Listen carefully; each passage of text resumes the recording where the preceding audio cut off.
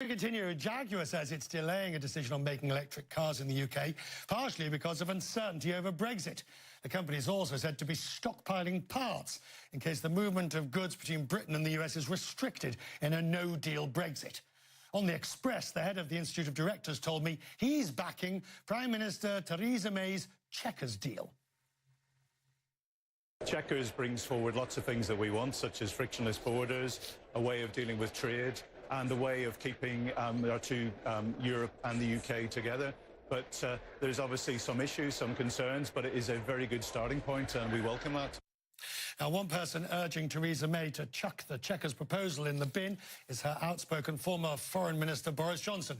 He called her plan a sad and dangerous mistake. It is dangerous and unstable, politically and economically. My fellow Conservatives, this is not democracy. That is not what we voted for. Bianca Nobile is at the Conservative Party conference in Birmingham. How much support does Boris Johnson and his views, if not him himself, have amongst Tories there? Well, I think it's important that you make the distinction there, because compared to this time last year when I was at party conference, there's a little bit less support for Boris Johnson, and most of that has come from these scathing attacks that he's launched against the Prime Minister in recent weeks, which I've been hearing from party members and MPs have actually helped to get people to rally around the Prime Minister, that and her treatment at Salzburg by the EU. The question of whether or not his proposals have support is a different one. There is a movement here to chuck Chequers, and even though in the main halls of the conference we've got the choreographed messages from the ministers and Theresa May's cabinet, on the fringes, that's where all the buzz is and all the excitement, and that is where the push to chuck Chequers and go for a Canada-style Brexit is really mounting. And there is a sense that Chequers is the worst of both worlds. It's a common refrain I've been hearing here.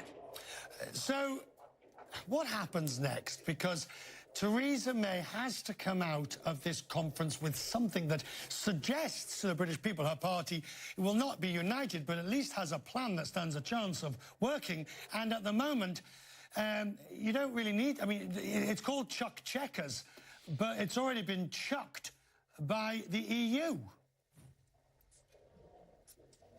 Yeah, the EU have issues with key parts of the Chequers proposal, and the Prime Minister doesn't look like she's compromising on that anytime soon. She did offer an olive branch to the Brexiteers yesterday when she announced her new immigration policy post-Brexit, because, of course, those who want a hard Brexit generally want to take control back of the money, the laws and the borders. So she was tackling one of those in particular. But she is standing firm on her Chequers plan. I think at this point, her credibility and her leadership is almost synonymous with her plan for Brexit. So if she moves on that, or if she allows it to get too attacked, or the cabinet seem like they're willing to release it and look to a harder Brexit and something along the lines of Canada, then she becomes in an even more precarious position. So just to remind viewers who are not following this as closely as yourself, there really are two views here. There's the Chequers plan, which is the British government, which would give some form of access to the single market, which the EU says is not acceptable because of the integrity of this single market. And then the EU's own plan, which would effectively have a border down the Irish Channel, and so the Irish Sea, which is not acceptable to Theresa May. We're no closer to bridging that gap. No, and Richard, you and I have talked about this in the past, and that's a good way of putting it. The UK won't countenance the breakup of the United Kingdom. The EU won't countenance the breakup of its internal market. So we're at this impasse. And from the very beginning, the EU said, we're offering you two options: a Norway option of close alignment and lots of access, or a Canada option of much less alignment, but far less access to the key markets of the EU. The Prime Minister is trying to carve this middle path.